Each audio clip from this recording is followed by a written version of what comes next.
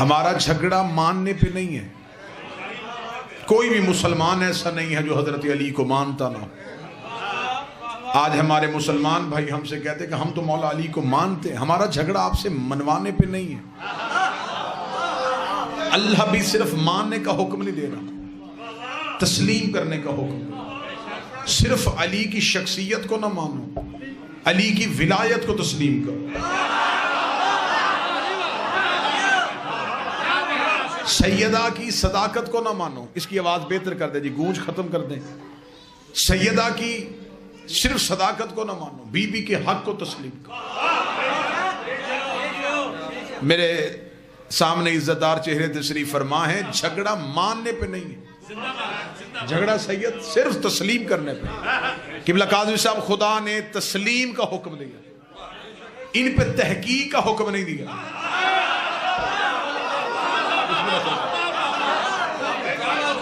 انہیں تسلیم کرنے کا حکم ہے، ان پہ تحقیق کرنے کا حکم نہیں ہے. تحقیق ہوتی ہے غیر معصوم کی بات میں، تحقیق ہوتی ہے گناہگار کی بات میں، تحقیق ہوتی ہے بشر کی بات میں. جہاں آل محمد ہو وہاں تحقیق نہیں ہوتی، وہاں صرف تسلیم ہوتا ہے. تحقیق مجھ جیسے حقیر کی بات پہ ہو سکتی ہے، 14 کی بات پہ تحقیق نہیں ہوتی. آج سب سے بڑا ظلم یہ ہو رہا ہے، جن پہ تحقیق ہونی چاہیے تھی انہیں تسلیم کیا جا رہا ہے. نہیں آپ توجہ ہی نہیں فرما سکے سر. بسم اللہ. جن پہ تحقیق ہونی تھی انہیں تسلیم کیا جا رہا ہے، جن کو تسلیم کرنا تھا ان کے فضائل پہ تحقیق کی جا رہی. قرآن منزل تسلیم پہ ہے، تحقیق پہ نہیں. نبی منزل تسلیم پہ ہے، منزل تحقیق پہ نہیں. امام منزل تسلیم پہ ہے، منزل تحقیق پہ نہیں. اللہ کو کسی نے نہیں دیکھا، تسلیم کرو. بغیر دیکھے تسلیم کرو. فرشتہ کسی نے نہیں دیکھا، یقین ہے تسلیم کی وجہ سے. جنت میں کوئی نہیں گیا، خواہش ہے تسلیم کی وجہ سے. جہنم جلتی ہوئی کسی نے نہیں دیکھی، خوف ہے تسلیم کی وجہ سے. یہ چیزیں نظر نہیں آئی تو مانی کیوں تھی؟ کہتے ہیں نبی نے کہا تھا. نبی کے کہنے پہ نہ دیکھی چیزیں مان لی ہیں، غدیر پہ دکھایا ہوا ہاتھ کیوں نہیں مان رہے؟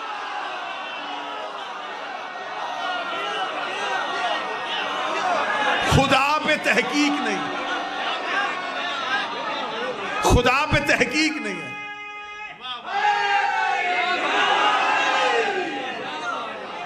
بتوجہ صاحب آنے سے، خدا پہ تحقیق نہیں، تسلیم ہے. نبی پہ تحقیق نہیں، تسلیم. مجھے آج تک کوئی بندہ بتایا جائے جس نے آ کے مولویوں نے کٹھے ہو کے کہا ہو آئیں قرآن کی آیتوں پہ تحقیق کریں. قبلہ قاضی سے توجہ فرمائیں. قرآن سمجھ میں آئے پھر بھی مانو، ابو بکر صاحب نہ سمجھ میں پھر بھی مانو. اگر آپ کہیں کہ قرآن سی کون سی آیت ہے جو سمجھ میں نہیں آتی، ان گنت 20 آیتیں میں پڑھ دیتا ہوں جو عقل انسانی سے باہر ہے، لیکن سینہ قرآن میں ہونے کی وجہ سے تسلیم کی جا رہی. آدم بغیر ماں باپ کے دنیا پہ کیسے آیا؟ تحقیق نہیں کرنی، تسلیم کرنا. پہاڑوں کے اوپر پانی چلا گیا اور نوح کی کشتی تیرتی کیسے رہی؟ تحقیق نہیں کرنی، تسلیم کرنا. ابراہیم نے نارے نمرود کو ٹھنڈا کیسے کیا تھا؟ تحقیق نہیں کرنی، تسلیم کرنا ہے. یونس 40 دن مچھلی کے پیٹ میں زندہ کیسے رہے؟ تحقیق نہیں کرنی، تسلیم کرنا ہے. یعقوب کو یوسف کے کرتے نے آنکھیں کیسے دے دی؟ تحقیق نہیں کرنی، تسلیم کرنا ہے. اصحاب کہف زندہ کیسے بیٹھے ہیں؟ تحقیق نہیں کرنی، تسلیم کرنا ہے. عیسیٰ ٹھوکر سے مردے کو زندہ کیسے کرتا تھا؟ تحقیق نہیں کرنی، تسلیم کر. اگر قرآن کی ان آیتوں پہ تحقیق نہیں ہوتی تو پھر یہ بھی تحقیق نہیں ہونی کہ علی 40 جگہوں پہ کیسے چلا گیا، علی نے خیبر کا در کیسے اکھاڑ دیا، علی نے مردے کو زندہ کیسے کر دیا، علی رزق کیسے بانٹتا ہے. قرآن پہ تحقیق کرے وہ بھی کافر ہے، جو علی کے فضائل پہ تحقیق کرے وہ بھی کافر ہے.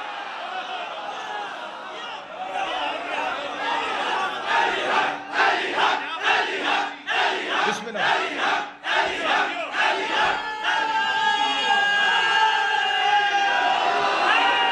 قرآن سمجھ میں آئے پھر بھی مانو، نہ سمجھ میں آئے پھر بھی مانو. فضائل علی اگر نہیں سمجھ میں آ رہا ہے، تحقیق کا حکم تو پھر بھی نہیں.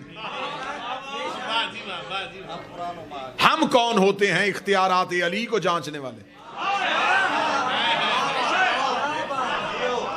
آج تک امیر المومنین کی زبان سے ظاہری طور پہ دنیا چھوڑ کے جاتے ہوئے آخری جملہ عقل انسانی پہ چھایا ہوا ہے، فزتو برب الکعبہ، رب کعبہ کی قسم علی کامیاب ہو۔ مولا آپ ہجرت کے بستر پہ سو کے نبوت بچائی، اٹھ کے نہیں کہا کہ آج کامیاب ہو گیا۔ آپ نے خیبر کا دروازہ ہوا میں اٹھا، آپ نے نہیں کہا کہ میں کامیاب ہوں۔ آپ کو خندق میں کل ایمان کی سند ملی، آپ نے نہیں کہا کہ میں کامیاب ہوں۔ خم غدیر پہ آپ کی ولایت کا اعلان ہوا، آپ نے نہیں کہا کہ میں کامیاب ہو گیا۔ میرے مالک پوری زندگی میں یہ جملہ زبان سے نہیں نکلا، آج 19 رمضان کی صبح آپ کی زبان سے یہ جملہ کیوں نکلا کہ رب کعبہ کی قسم علی کامیاب ہو گیا؟ میرے سامنے اہل علم چہرے تشریف فرما ہے، 80 جنگوں میں میرے بادشاہ علی گئے، کسی میدان جنگ میں علی کو شہادت نہیں ملی۔ امیر المومنین نے مسلح کا انتخاب کیوں کیا؟ علی میدان جنگ میں شہید ہو جاتے تو قیامت تک کے لیے مورخ کہہ دیتا دین بچاتے ہوئے جیسے باقی شہید ہوئے تھے۔ علی کو بھی شہادت ملی، علی نے مسلح کا انتخاب کیا، امیر المومنین نے مسلح کو چنا۔ مسلح کس لیے چنا تھا؟ اگر بات آپ تک پہنچ گئی تو دلوں سے دعا لینا چاہتا ہوں۔ امیر المومنین کی نگاہیں حال کے آئینے میں مستقبل کے ہر ایک مورخ کو دیکھ رہی تھی۔ مولا جانتے تھے کہ کل کو دنیا میں کچھ ایسے لوگ بھی پیدا ہوں گے جو کہیں گے کہ علی اللہ ہے، جو کہیں گے علی خدا ہے۔ علی نے 19 رمضان کی صبح سر سجدے میں رکھا، سجدے میں سر رکھا تھا، قاتل نے علی کے سر پہ ضرب لگائی۔ علی نے فرمایا اب جب بھی میری شہادت پڑھی جائے گی ہر کوئی کہے گا علی سجدے میں تھا، علی سجدے میں تھا، علی سجدے میں تھا، علی سجدے میں تھا۔ میں نے سجدہ کر کے اسے بچا لیا، علی کامیاب ہو گیا۔ بسم اللہ۔ جس کا سجدہ توحید کو بچا لے۔ ہمارے سجدے ہیں گناہوں کی معافی کے لیے، امیر المومنین کا سجدہ ہے اسے بچانے کے لیے۔ اگر اجازت دیں تو لفظ تبدیل کروں، ہم سجدہ کر کے خود کو بچاتے ہیں، علی سجدہ کر کے اس کو بچاتا۔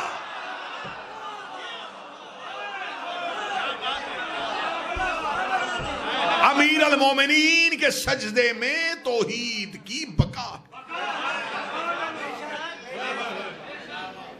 علی کی زبان سے یہ نکلنا چاہیے تھا فزتو برب الکعبہ، رب کعبہ کی قسم علی کامیاب ہو گیا۔ آج ٹیلی ویژن کی رمضان ٹرانسمیشن پہ بیٹھ کے اگر چند منافقین ہمارے کسی بزرگ عالم دین پہ اس بات پہ اصرار کرتے کہ آپ فلاں کو کیوں نہیں مانتے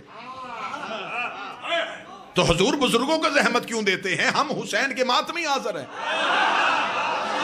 آپ ہم سے پوچھئے کہ ہم کیوں نہیں مانتے، پھر ہم آپ سے پوچھیں گے کہ آپ حضرت ابو ذر غفاری کے قاتل کو کیوں مانتے ہیں؟ محمد بن ابی بکر کا قاتل کون تھا؟ بی بی عائشہ کو زندہ گڑھے میں پھینکنے والا کون تھا؟ رسول کو کاغذ قلم سے انکار کرنے والا کون تھا؟ رسول کو تنہا چھوڑ کے جانے والا کون تھا؟ سیدہ کے دروازے پہ آگ لانے والا کون تھا؟ حسن کے جنازے پہ تیر برسانے والا کون تھا؟ یزید کی بیعت کرنے والا کون تھا؟ ہم غریب ہیں لیکن ہم سے یہ نہیں ہوتا، قاتل بھی رضی اللہ، مقتول بھی رضی اللہ۔ جو مدینے سے نکالے اسے بھی رضی اللہ کہا جائے۔ ہم امیر المومنین متوجہ صاحبہ، ہم ذکر امیر المومنین پہ کسی ذکر کو ترجیح دیتے ہی نہیں۔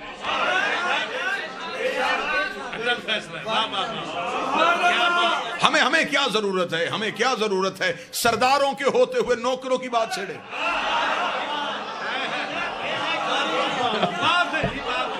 میرے اہل سنت بھائی تشریف فرما ہے، نفرتیں نہیں محبتیں پھیلانے کے لیے پیغام دے۔ میرے اہل سنت بھائیوں کے بعد 10 صحابہ کرام کے نام ایسے ہیں جنہیں وہ عشرہ مبشرہ کہتے ہیں۔ عشرہ مبشرہ کون ہے؟ وہ کہتے ہیں کہ وہ 10 صحابی ہیں جنہیں نبی نے زندگی میں جانے میں جنت کی بشارت دی کہ تم جنت میں جاؤ گے، تو آپ کے پاس صرف 10 ہیں جنہیں بشارت ملی ہے۔ اب میرا خیال ہے کہ لفظ کہنے کے بعد مجھے چہروں کی زیارت کرنی کہ لفظ کہاں تک وہاں. آپ کے پاس صرف 10 ہیں جنہیں بشارت ملی ہے. میرے سامنے یہ جتنے بیٹھے ہیں انہیں نبی نے جنت میں جانے کی ضمانت دی ہے.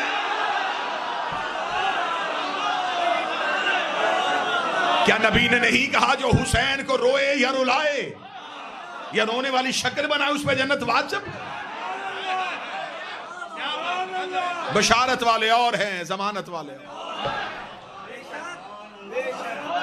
برادران ایمانی، اگر اللہ تک پہنچنا چاہتے ہو تو اللہ تک سوائے آل محمد کے کوئی نہیں پہنچا سکتا.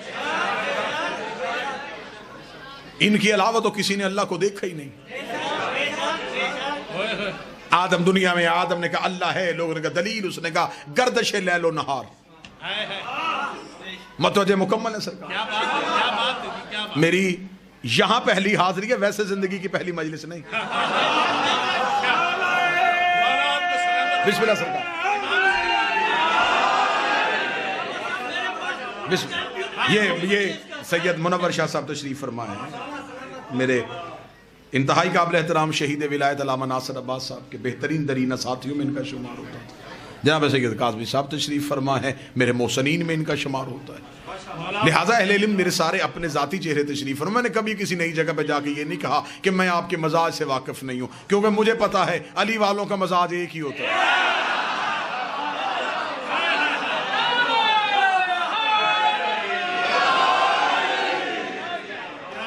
ان کے سوا مجھے کوئی ایسا دکھا جو ہمیں اللہ سے ملا ہے. حضرت آدم دنیا میں ہے، اللہ ہے، لوگوں نے کہا دلیل، کہنے کہ سورج کا نکلنا اور وقت پہ غروب ہونا، یہ ہوائوں کا چلنا، یہ دریا کا، یہ ساری دلیلیں ہیں کہ یہ سب کچھ میرا اللہ کر رہا ہے. یعنی کہ حضرت آدم نے بھی اللہ منوایا تو نشانیوں سے. میں ٹھیک کہہ رہا ہوں؟ حضرت نوح آئے، لوگوں سے کہا اللہ ہے، لوگوں نے کہا دلیل. جناب نوح نے کہا کہ تنور سے پانی نکلے گا، جو میری کشتی میں بیٹھے گا وہ بچے گا. یہ اس بات کی دلیل ہے کہ میرا اللہ ایسا ہے جو اتنے پانی میں میری کشتی کو تیرتا ہوا رکھے. نشانی سے اللہ منوایا. حضرت ابراہیم اللہ ہے، لوگوں نے کہا دلیل، فرمایا نار نمرود کا گلزار ہونا. حضرت موسیٰ نے کہا اللہ ہے، لوگوں نے کہا دلیل، فرمایا کوہ طور. حضرت عیسیٰ نے کہا اللہ ہے، لوگوں نے کہا دلیل، فرمایا ید بیضا. ہر ایک نبی نے دلیلوں سے بتایا کہ اللہ ہے. کوفے کے ممبر پہ علی بیٹھے دلیل، فرمایا اللہ ہے. ایک یہودی کا دلیل، فرمایا ہم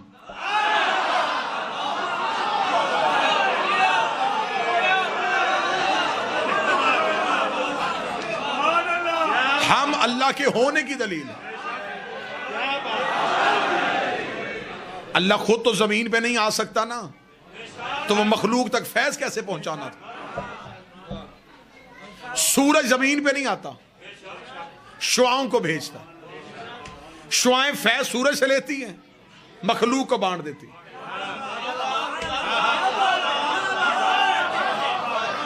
شعائیں سورج نہیں، سورج کا عصر ہے. 14 اللہ نہیں،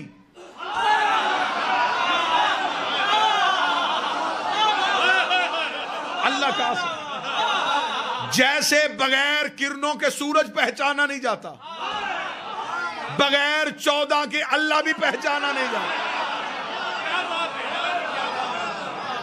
چلے میری نوجوان نسل سامنے تشریف فرمائے تو میں رمضان کا مسئلہ اسی بات سے حل کر دوں.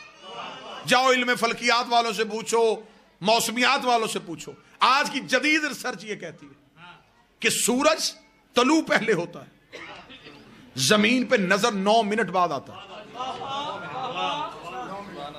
انہوں نے دلیل دی، انہوں نے کہا جو سورج کی پہلی شعاع سورج سے نکل کے زمین تک پہنچتی ہے تو زمین کے ٹائم کے مطابق اسے 9 منٹ کا دورانیہ چاہیے سورج سے نکل کے زمین تک پہنچنا.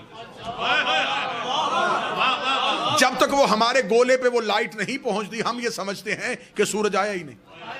شعاع بتاتی ہے کہ وہ آ گیا ہے. کوئی تو بندہ ہوگا.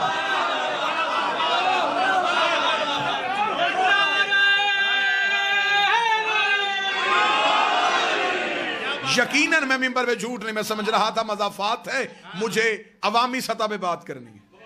میرے ان 2 عزت والے سادات نے مجھے بتایا کہ اسے عمومی سطح نہ سمجھیے گا. یہ مخصوص لوگ ہیں جنہوں نے قدیمی علماء کو سماعت کیا ہوا، لہذا آپ کی سماعتوں کے اس معیار کو سمجھتے ہوئے میں نے گفتگو اس سطح پہ کی. انہوں نے کہا سورج سے نکلتی ہر 9 منٹ بعد آتی ہے. 9 मिनट तक दुनिया में अंधेरा रहता है क्योंकि शुआ नहीं पहुंची। शुआ सूरज की दलील है, दलील ही को अरबी में हुज्जत कहते हैं।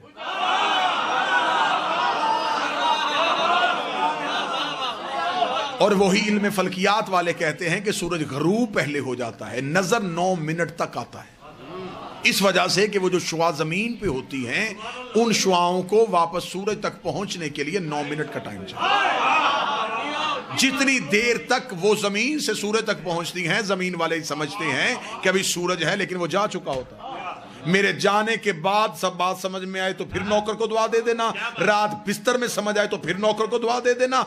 दुनिया मौला हुसैन की इज्जत कसम, अगर हमसे चाहे तो हम साइंस से अपना मजहब साबित कर सकते हैं। सूरज निकलता पहले है, नजर 9 मिनट बाद आता है। गरूब पहले होता है, 9 मिनट तक नजर आता रहता है। अब भी हम जमाने को बताएं कि हम रोजा 10 मिनट बाद क्यों खोलते हैं? हाय हाय,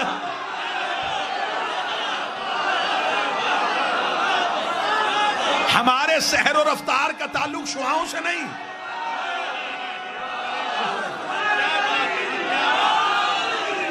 हमारे सहर और रफ्तार का ताल्लुक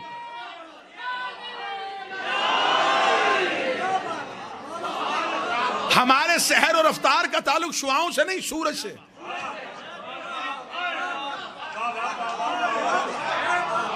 जब साइंस कह रही है कि 10 मिनट पहले और 10 मिनट बाद गरूब होता है, तो फिर 10 मिनट का फलसफा तो हमने साइंस से साबित कर दिया। ये इंतहाई एक जाहिलाना सी सोच जमाने को बताई जाती है। मेरे अहले सुन्नत भाई तशरीफ फरमाए, पैगाम उन तक ये पहुंचाया जाता है रोजा खोलने में जल्दी करनी चाहिए, इसलिए कि रोजा मकरूह हो जाता है। ये जो बिल्कुल रोजे के इफ्तार का वक्त होता है ना, अल्लाह ये वक्त आपको किसी बस स्टॉप पे दिखाए तो वो मंजर बड़ा दीदनी होता है कि लोगों के हाथों में यूं खजूर हाथ में होती है, बिल्कुल कि फौरन जल्दी से कर। क्यों? वो कहते हैं जल्दी कर लेना चाहिए क्योंकि फिर रोजा मकरूह हो जाता है। अच्छा, मेरे सामने आप बाखबर चेहरे तशरीफ फरमाएं, अक्सर ऐसा होता है कि एक रोजादार जो है वो सुबह उठने में थोड़ा देर से उठा, खाने पीने का वक्त गुजर गया था, बिल्कुल सहर का वक्त तमाम होने वाला था, उसने नीयत कर ली और रोजा रख लिया। ऐसा है? मजहब इस्लाम का कोई मुफ्ती ऐसा नहीं जो ये कहे कि इसका रोजा नहीं हुआ। वो कहते हो गया। इसे हमारी जुबान में जो हमारा इलाका है उसकी तहजीब के मुताबिक इसको एक लफ्ज कहा जाता है 8 पैरा रोजा। अब पता नहीं आपके यहाँ कौन सा लफ्ज बोला जाता है, हमारे यहाँ कहा जाता है 8 पैरा रोजा जो बगैर खाए पिए रखा जाए, बल्कि मौलवी कहते हैं मस्जिदों वाले कि इसकी ज्यादा फजीलत है क्योंकि ये बगैर खाए पिए रखा। अच्छा, बगैर खाए पिए रखा हो गया, जो रोजा बगैर खाए पिए रखा जा सकता है, बगैर खाए पिए खोला क्यों नहीं जा सकता?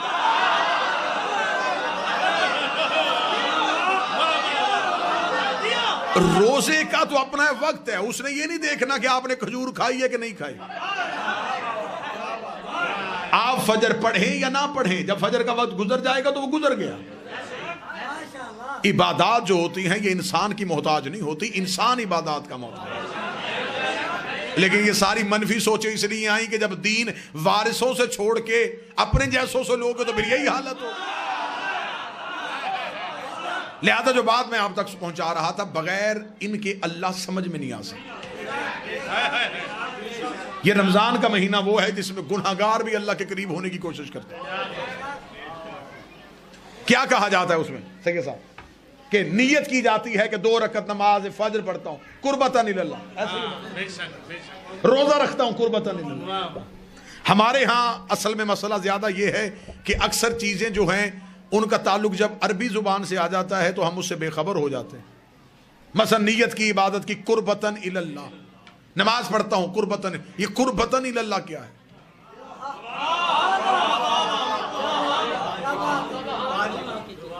कुर्बतन अल्लाह नहीं, कुर्बतन इल्लल्लाह, मैं अल्लाह की तरफ करीब होना चाहता हूं। अब आपने मेरी सोचों से ज्यादा दाद दे दी, ये जुमला आप समझिएगा और इसी पे नतीजा दे दूं। इंसान नियत करता है कि मैं अल्लाह की तरफ करीब होना चाहता हूं, अल्लाह के करीब नहीं, अल्लाह की तरफ करीब। जिस शय के आपने करीब होना हो اس شے کا کسی ایک جگہ پہ محدود ہونا ضروری ہے. مثلا میں کہوں کہ یہ جو ہوا چل رہی ہے میں اس کے قریب ہونا چاہتا ہوں تو ہوا تو چاروں طرف چل رہی ہے, میں کدھر قریب ہوں؟ میں پانی میں تیر کے کہوں کہ میں پانی کے قریب ہونا چاہتا ہوں تو کیسے ہوں گا جب میں ہوں ہی پانی میں؟ جب ہر جگہ اللہ ہی ہے تو پھر آپ کس کے قریب ہو رہے ہیں؟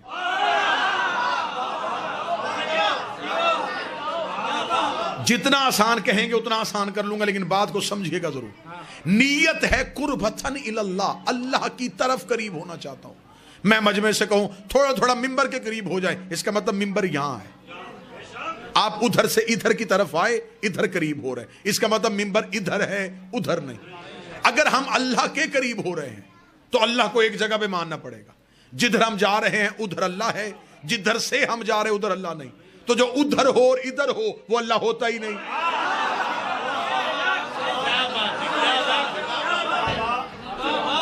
آپ کو پتہ بھی نہیں چلنا اور میں عقیدہ آپ کے کلیجے میں رکھ کے واپس آ جاؤں گا. ہم عقائد کے حوالے سے خود کچھ حملہ آور ہیں کہ پتہ بھی نہیں چلتا, اور اس وقت پتہ چلتا ہے کہ جب ہم اس کے بالکل قریب بلاسٹ ہو جاتے کہ عقیدہ اس کے اندر اب سرایت کر گیا. آپ اللہ کی طرف قریب ہونا چاہتے ہیں سید, اللہ کی طرف قریب ہونا چاہتے ہیں تو اللہ ہے کہاں؟ پہلے بتاؤ کیا آسمانوں پہ اللہ ہے؟ تو اگر آسمانوں پہ ہے تو زمینوں پہ کون ہے؟ تو اللہ آسمانوں پہ ہے زمینوں پہ نہیں, تو اس کا مطلب ہے معاذ اللہ وہ ادھر ہے اور ادھر نہیں. اگر کہیں کہ وہ آسمانوں پہ بھی رہتا ہے زمینوں پہ رہتا ہے, کبھی ادھر جاتا ہے کبھی ادھر آتا ہے, پھر ہم اس کے تغیر کے قائل ہو جائیں گے. وہ حرکت میں بھی نہیں. اگر ہم کہیں وہ ایک جگہ پہ رکا ہوا ہے پھر ہم اس کے سکوت کے قائل ہو جائیں گے, وہ ساکن بھی نہیں. اگر ہم کہیں کہ وہ ہر جگہ میں آ گیا ہے پھر ہم اس کے حلول کے قائل ہو جائیں گے. تو پھر جس کے قریب ہونا جا رہے ہو وہ ہے کہاں؟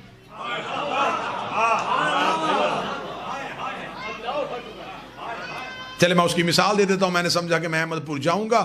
میرا ایک پرانا دور گزرا ہے, ہم نے بہت پہلے 8-9 سال پہلے منور شاہ جی صاحب فیصل آباد میں, انہوں نے میرے شہر میں کچرا پڑا تھا. میں کہوں جی میں منور شاہ صاحب سے ملوں گا, میں علی کاظمی صاحب سے ملوں گا, میں شہباز صاحب سے ملوں گا. میں ان کے گھروں کے ایڈریس نہیں جانتا تھا. جب میں احمد پور پہنچا تو مجھے اب یہ نہیں پتا کہ یہ کہاں رہتے ہیں. میں نے کہا جی میں نے ان سے ملنا چاہتا ہوں, وہ کہاں رہتے ہیں؟ کسی نے بتایا کہ اگر آپ ان سے ملنا چاہتے اگر ان کا ایڈریس نہیں پتا تو ان کے کسی قریبی سے پوچھ لیں.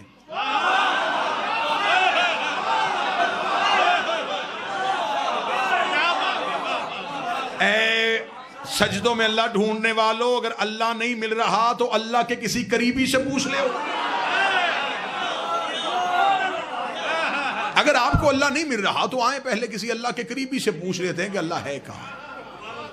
ایسا ہی ہے جی. اگر اجازت دیں تو پھر اگلی منزل پہ چلیں, آئیں ہم چلتے ہیں. کہاں سے پوچھے کہ اللہ کہاں ہے؟ وہ کہیں بھی نہیں مل رہا تھا. نظر وہ نہیں آ رہا تھا, دکھائی وہ نہیں دے رہا تھا, بول وہ ہم سے نہیں رہا تھا, لمس میں وہ نہیں آ رہا تھا, سونگنے میں وہ نہیں آ رہا تھا, چکھنے میں وہ نہیں آ رہا تھا, حواس خمسہ میں بھی نہیں آ رہا تھا. اور ہم نیت کر بیٹھے تھے کہ ہم اس کے قریب ہو رہے ہیں. جب کہیں سے نہیں ملا تو میں قرآن کے سامنے گیا. میں نے قرآن کے سامنے ہاتھ جوڑے, میں نے کہا اے علی کے خاموش ذاکر,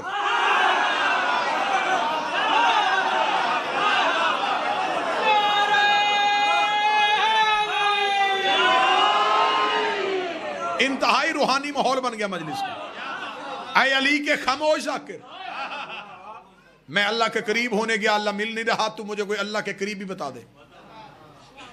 میں نے جب قرآن کے سامنے ہاتھ جوڑے, کان لگایا, تو قرآن سے آواز آئی کہ میرے سینے میں 4 ایسے ہیں جن کا دعویٰ ہے کہ وہ اس کے قریب گئے. ان 4 سے مل, یہ تجھے بتا سکتے ہیں کہ وہ کہاں رہتا. اب بالکل میں قریب آ گیا اور سمجھ بھی نہیں آنی کہ میں گزرا کہاں سے ہوں. میں نے کہا پہلا انہوں نے کہا حضرت موسیٰ, اس کا دعویٰ ہے کہ یہ اللہ سے باتیں کرتا تھا. میں بارگاہ کلیم اللہ میں گیا, میں نے کہا اے اللہ کا نبی, میں اللہ کے قریب ہونا چاہتا ہوں, بتا کتنا قریب کرے گا. حضرت موسیٰ کی آواز ہے, اس نے مجھے خود طور پہ روک دیا ہے.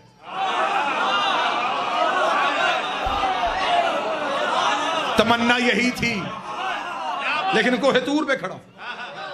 کوہ طور سے آگے تو میں گیا ہی نہیں. میں نے کہا تجھ سے زیادہ کوئی اللہ کے قریب ہے؟ اسے کہا ہاں میں نے ایک گزرتا دیکھا ہے. کون؟ اسے کہا مریم کا بیٹا، نام اس کا عیسیٰ۔ احمد پور والوں، ریاست والوں، دل سے دعا دینا، میں عیسیٰ کے پیچھے دوڑا تو وہ بھی چوتھے آسمان پہ بیٹھا ہوا تھا۔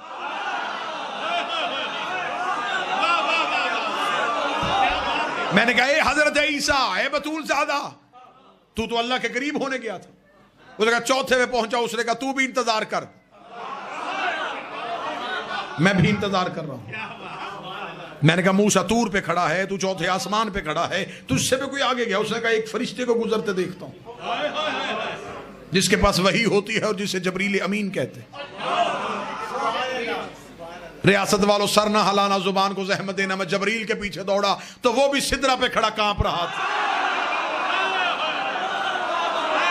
ہائے ہائے ہائے،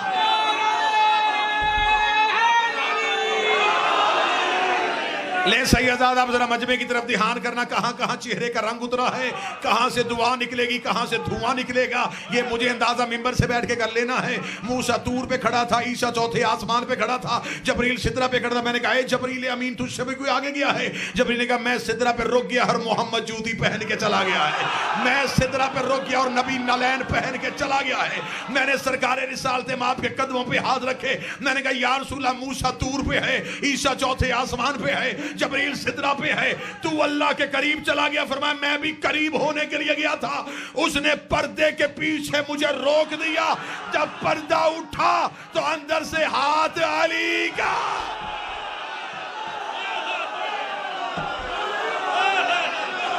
اب اگر ہاتھ یہیں پہ رہیں تو میں یہاں نتیجہ دینے لگا ہوں، اگر مصطفیٰ بھی اللہ کے قریب جائے تو وہاں بھی علی کی قربت کو پاتا ہے۔ اب تم نے نیت کی تھی میں اللہ کے قریب ہو رہا ہوں، قریب علی کے بغیر ہو نہیں سکتا۔ باقی جگہوں میں سے علی بعد میں نکالنا، پہلے نیت میں سے نکال کے لے۔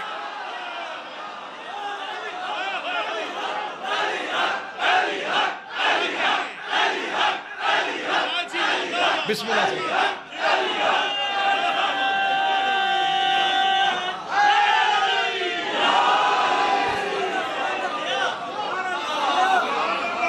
قربت الہی کا نام ہے علی۔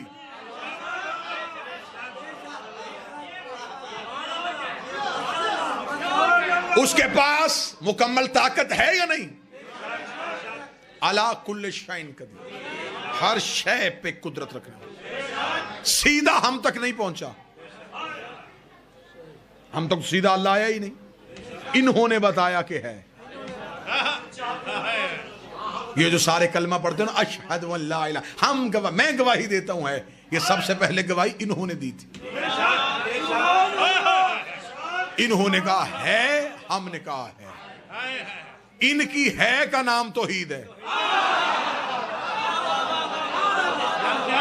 انہوں نے کہا ہے، ہم نے تو اللہ نہیں دیکھا، انہوں نے بتایا کہ اللہ ہے، ہم نے ان کی زبان پہ یقین رکھا، اس یقین کو ایمان کہتے ہیں، تسلیم کیا، اس تسلیم کو اسلام کہتے ہیں۔ انہوں نے کہا اللہ ہے، ہم نے مان لیا۔ تو وہ اللہ سیدھا نہیں آیا، ان کے ذریعے سے قرآن بھی ہمارے دلوں پہ نہیں بھیجا، فرشتہ بھی ہم تک نہیں بھیجا، ان کے پاس بھیجا۔ جنت کی سرداری بھی ہمیں نہیں دی، جہنم سے بچانے کا اختیار بھی ہمیں نہیں دیا، انہیں دیا۔ یہ بھی میرے بدے ہاتھ ہے، فیصلہ گھر جا کے کرنا۔ جو اللہ ساری طاقت ہونے کے باوجود ان کے بغیر ہم تک نہیں آتا تو ہماری عبادت ان کے بغیر قبول کیسے کرے؟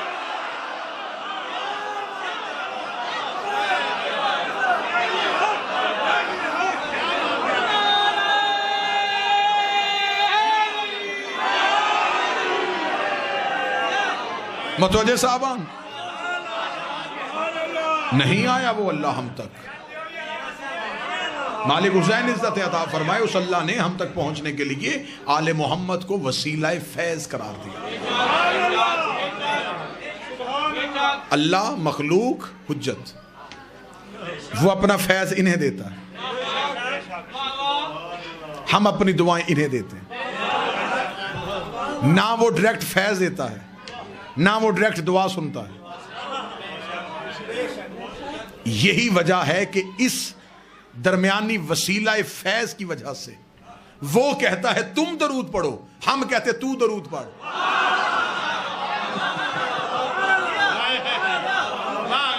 نہیں آپ بات نہیں سمجھے، خواص نے سمجھی ہے، عوام نہ سمجھ سکی، میں پھر قریب کرتا ہوں۔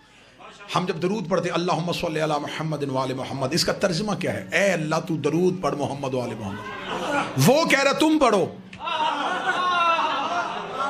ہم کہہ رہے ہیں تو پڑھ۔ وہ ہمیں حکم دے رہا ہے، ہم اسے کہہ رہے ہیں، تو پھر درود ہے کیا؟ درمیان میں یہ فیض ہے۔ وہ بھی کہتا ہے ان سے مانگو، ہم بھی کہتے ہیں ان کے وسیلے سے دے۔ درمیان سے وسیلہ نکال دیا جائے تو درود تو مکمل ہی نہیں ہوتا۔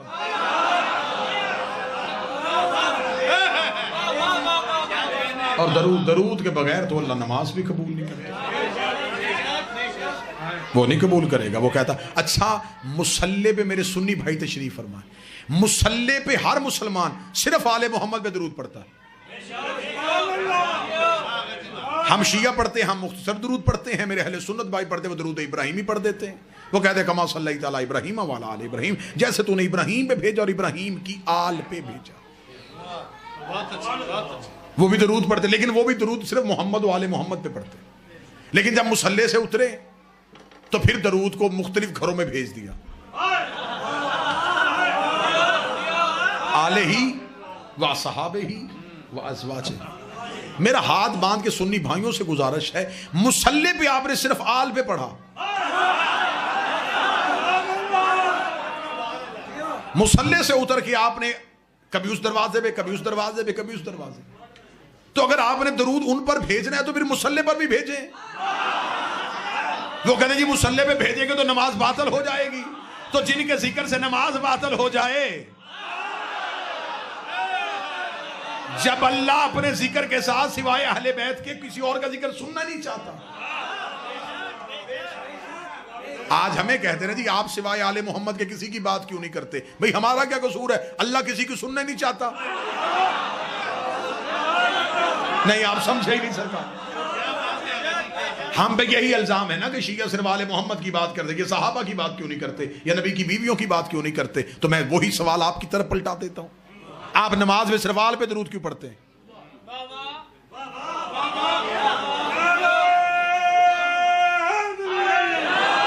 کیونکہ اللہ اپنے ذکر میں سوائے آل محمد کے علاوہ کسی اور ذکر کو برداشت نہیں کرتا۔ اللہم صلی علی محمد وآل محمد۔ اب یہ میرے نوجوان بچے جو جن کا تعلق کالجز یونیورسٹیز کے ساتھ ہے، جب ان کا دور آیا، کیونکہ اب اردو عربی دونوں ختم ہو گئی، تو اب ان کی کتابیں انگلش میں آ گئی، تو اب درود کو بھی اور مختصر کر دیا گیا، peace be upon him, PBUH۔ اچھا میں نے اسلام آباد بابا جی اپنی تقریر میں کہا تھا خواص کے لیے میں دعا لے لوں، اگر انگلش میں بھی درود پڑھا تھا تو پھر ہم کیوں کہا، دیم کیوں نہیں کہا؟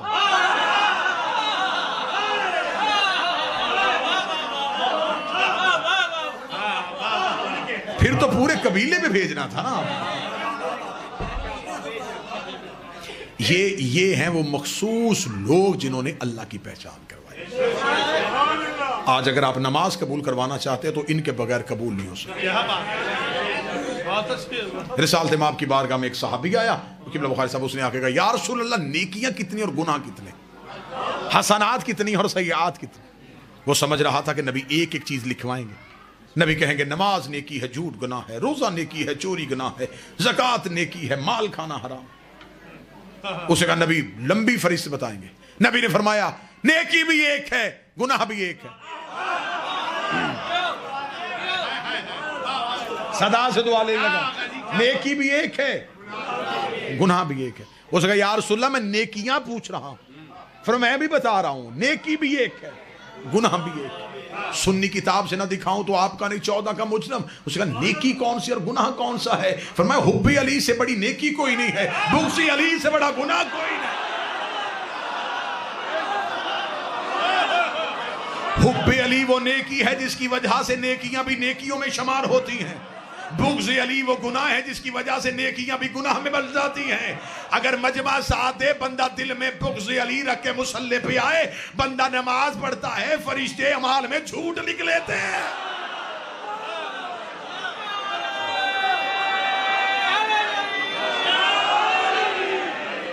اس نے نماز پڑھی تھی. ذاکر صاحب پہنچ گئے نہیں پہنچ گئے؟ اچھا متوجہ صاحب. حب علی نیکی، بغض علی گناہ. چلے میں اپنے زمیندار طبقے کے لیے بات کو آسان کر دیتا ہوں کہ بندہ بعد میں سوال کریں گے جی یہ دیکھیں جی انہوں نے کہا کہ علی سے بغض ہوگا تو اللہ نماز کو بھی جھوٹ لکھے گا، یہ کیسے ہو سکتا ہے؟ ابھی ثابت کرتا ہوں. کسی برتن میں نجاست کا ایک قطرہ ڈال دو، اس کے بعد پاک چیزیں بھی ڈال دی جاؤ، نجس ہو جائیں. بغض علی ہے نجاست. دل میں بغض علی رکھ کے بندہ قرآن بھی پڑھتا رہے، قرآن بھی فائدہ نہیں دے. مصلی پہ کیا پڑھنا ہے؟ قرآن ہی پڑھنا ہے نا. تو قرآن تو علی کے بغیر فائدہ دیتا ہی نہیں.